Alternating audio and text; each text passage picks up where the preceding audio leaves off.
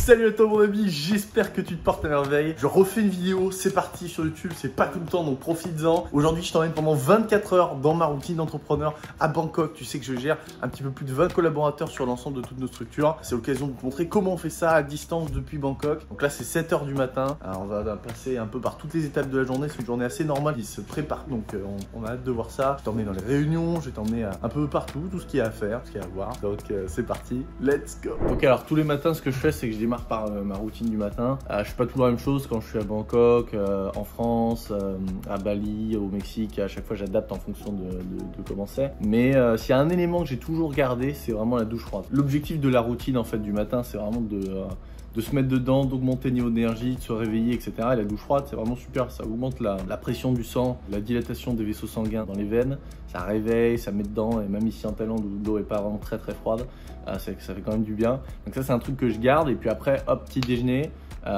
brossage de dents évidemment. Et puis derrière, j'essaie d'aller au plus vite. Juste en face, là-bas, qui est en fait notre bureau.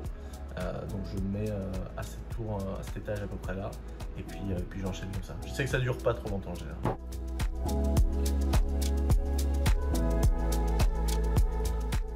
Alors un des points qui est aussi très important, c'est que moi je vis ici à Bangkok dans un hôtel. Pourquoi j'ai fait ce choix là? C'est parce que avec toutes les personnes qui sont avec moi, les membres de l'équipe, etc., on a chacun notre espace dans l'hôtel, etc. Tu as les services de réception des colis.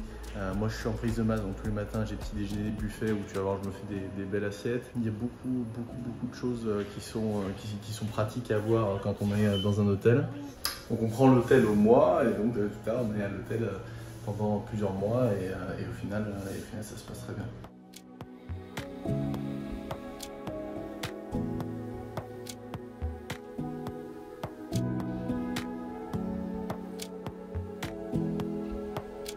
Tous les matins, ma belle omelette, tomate, jambon, crumble.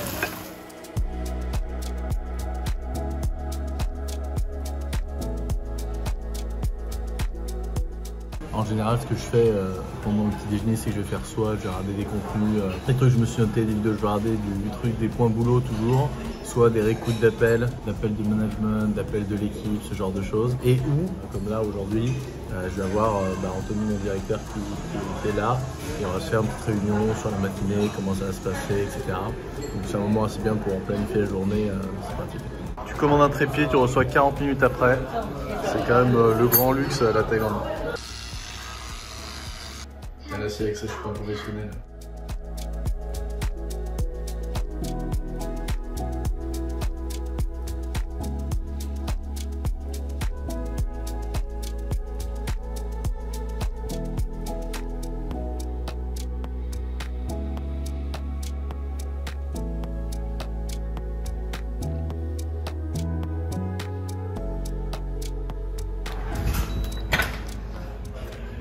Ok, alors pour t'expliquer un peu ce que je fais le matin quand j'arrive au bureau, donc là on a une salle de réunion juste à côté des petits bureaux qui sont juste là, en haut dans le building que je t'ai montré tout à l'heure. En fait quand j'arrive je prépare la veille toujours sur mon carnet ma to-do. Je veux savoir exactement ce que je vais faire heure après heure avec le détail, les choses à faire, etc. Donc moi pour mon organisation j'ai un gestionnaire de tâches. Donc en fait, je vais placer toutes mes tâches, d'accord? Ça suit la mythologie d'un mec qui s'appelle Allen, enfin son nom de famille c'est Allen Sofer, qui a fait Get Things Done. Donc en fait, catégoriser, c'est-à-dire les tâches à faire, prochaines actions, les projets à faire plus tard, les choses en attente sur lesquelles tu attends du feedback. Donc tu vois, pour essayer de catégoriser tout ça. Et après chaque jour, en fait, je vais venir faire ma to-do, tu vois. J'en ai beaucoup, c'est plein de choses que je fais. Et à chaque fois, je fais ma to-do, heure par heure, toujours dans l'ordre de priorisation, les meetings que j'ai à faire. Donc, je le fais la veille pour le lendemain. Et là, quand j'arrive, tu vois, j'ai toutes mes tâches, je sais exactement ce que je vais faire, les points sur lesquels il faut que je bosse, les rendez-vous que je dois préparer, les choses sur lesquelles j'attends des feedbacks d'employés que je relance, etc. Donc, ça permet un peu de gérer mon temps. Donc là, hop, je m'installe, je pars pour 4 heures de deep work, sur lesquelles je vais me focus 45 minutes hyper boulot. Pause d'un quart d'heure, 45 minutes hyper boulot, pause d'un quart d'heure, bien concentré, Brain FM dans les oreilles, musique de concentration et derrière let's go. Ce que j'essaye de faire pour finir, le dernier conseil que je pourrais te donner, c'est le matin d'avoir des tâches qu'on dit maker, c'est-à-dire tu produis, tu crées, etc. Tu réfléchis, tu es seul, tu es vraiment concentré. Et l'après-midi, ça peut être des tâches un peu, soit du management, soit des appels, etc. Donc moi, toutes mes réunions, je les mets l'après-midi. Là, avec le décalage horaire, plutôt pas mal pour parler avec les équipes en France. Et le matin, tout ce qui va être de la stratégie, tout ce qui va être de la réflexion, de la préparation, du plan, ça va être tout ça. Puis après, évidemment, à l'époque, je faisais aussi pas mal de création. J'en fais de moins en moins aujourd'hui à part sur des tâches qui apportent beaucoup de valeur ajoutée, comme de l'écriture, ce genre de choses. Donc je fais comme ça, je fais mes entretiens de recrutement l'après-midi et je gère mon emploi du temps comme ça. Donc là, c'est parti pour 4h10 pour avec quelques petites pauses et en avant.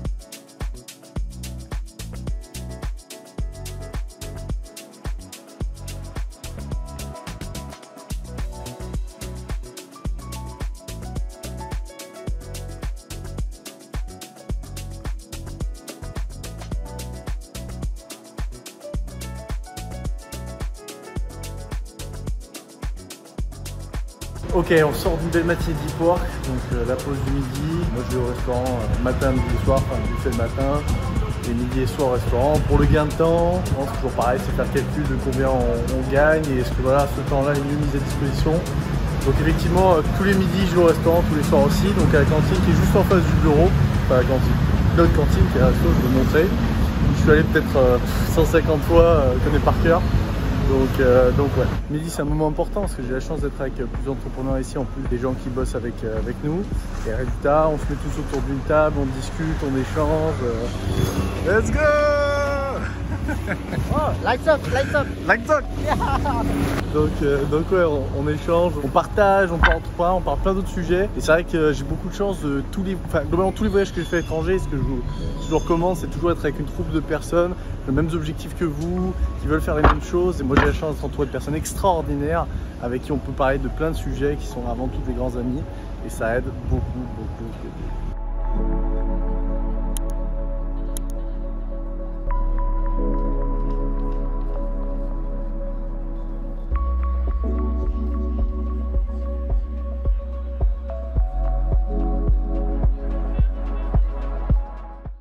Ok, on attaque tout de suite la session d'appel de l'après-midi. Quand j'ai un à cette heure-là, en début d'après-midi, j'ai tous mes appels de la journée qui arrivent. Genre des appels avec des membres de l'équipe, genre des appels avec des partenaires, des gens avec qui on discute.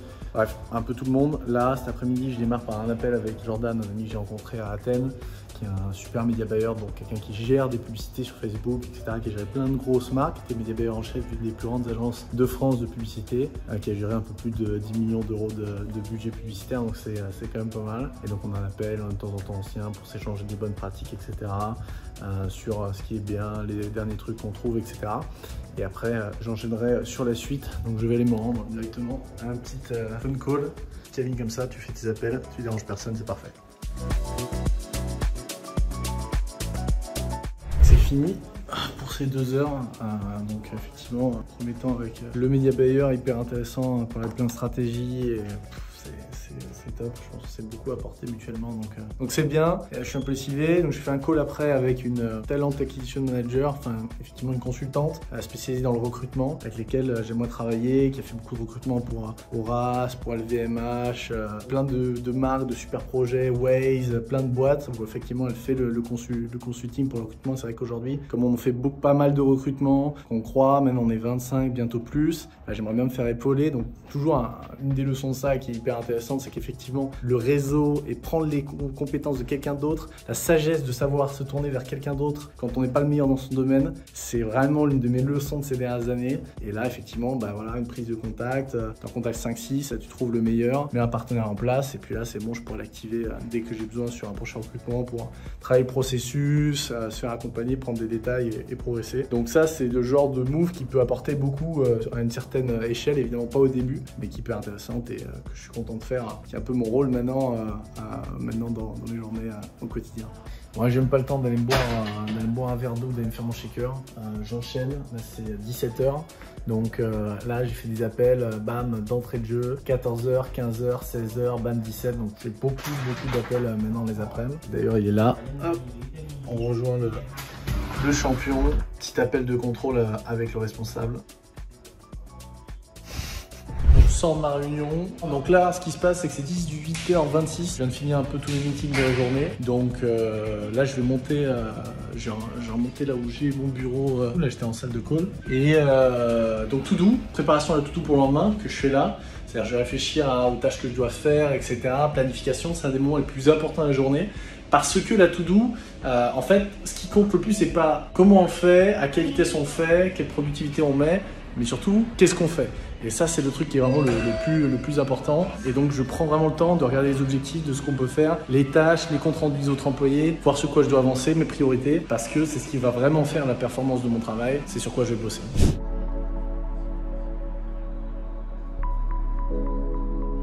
Alors ce qu'il faut savoir dans ce bureau, c'est qu'ici il y a un bar. Donc les gens ici vont sur le rooftop. Donc là tu sors du bureau, c'est 18h53 après 19h. Et là tu peux monter direct faire la fête. Ce que je ne fais jamais. Car le seul chemin que je fais, ce n'est pas ce côté-là. C'est ce côté-là où je me dirige à chaque fois, qui est bien différent. Car il y a salle de sport au 8e étage. Je vais vous montrer ça. Et ça c'est plutôt mon rendez-vous du soir, plus que les bars dansants en ce moment. Tac, and there you go, la salle de sport, juste là.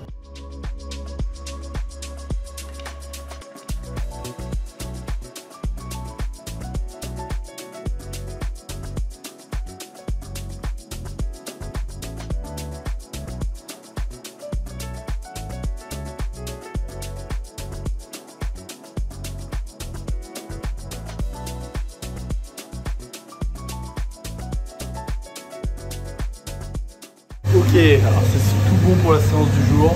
C'est un petit peu plus long que prévu. Donc là je vais me changer, c'est à 19h58. J'ai rendez-vous à 20h10 à un restaurant qui est juste à côté. Quand j'ai ce que je fais, là je suis un peu là-bas, je ne vais pas le faire, mais là, ici j'ai une petite douche, je peux me doucher directement. Et là au fond, là-bas j'ai un hammam. Donc je peux faire 10-15 minutes de relaxation, très bien le hammam pour la santé. Et juste après, petite douche, je suis le restaurant.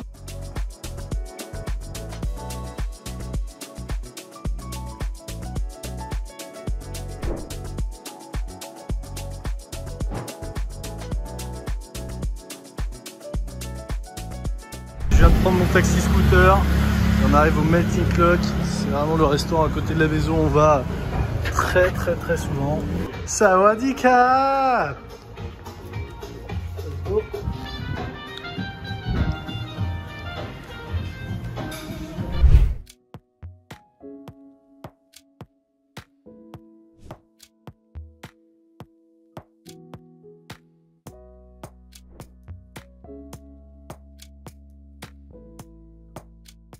Salut mon ami, donc de retour à la maison pour finir cette journée effectivement. Donc j'ai bien mangé, j'ai bien fait tout ce qui m'arrive. Donc là c'est 20h30, je me suis fait 2 petits fruits de la passion pour être en pleine forme, plein de vitamines. Et donc la douche chaude pour redescendre l'énergie comme j'ai dit ce matin. Douche chaude, bam bam, brossage de dents et je file au lit, lecture un petit peu entre temps avant de se coucher. Et puis derrière il n'y a plus qu'à. Je suis assez content de ce que je t'ai montré aujourd'hui parce qu'effectivement, je t'ai montré une journée où c'est bien loin de mes voyages à Bali. Quand tu regardes ce qu'on a fait, ne serait-ce en Thaïlande, au Mexique, partout où on est, partout où on a voyagé.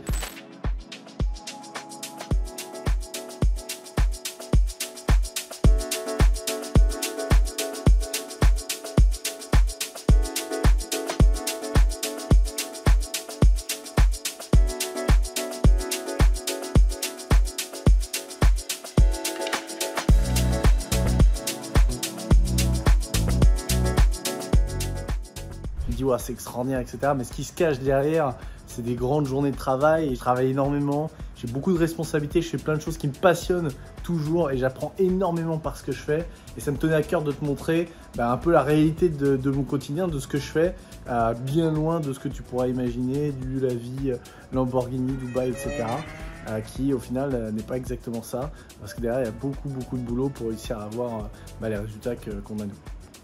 J'espère que cette vidéo t'a plu. Ne quitte pas, si jamais tu t'intéresses à l'e-commerce, je te donne toute ma stratégie en version comprimée en une trentaine de minutes dans une vidéo que j'ai montée, qui m'a pris beaucoup de temps à faire, où j'explique un peu tout. Tu vois, c'est un tutoriel que tu peux retrouver dans la description de cette vidéo. Donc tu cliques en dessous, tu cliques sur le lien, tu as accès directement au tutoriel vidéo. Je t'explique un peu comment moi je fais dans l'e-commerce. Si ça t'intéresse, super, tu peux me mettre un commentaire après sur YouTube.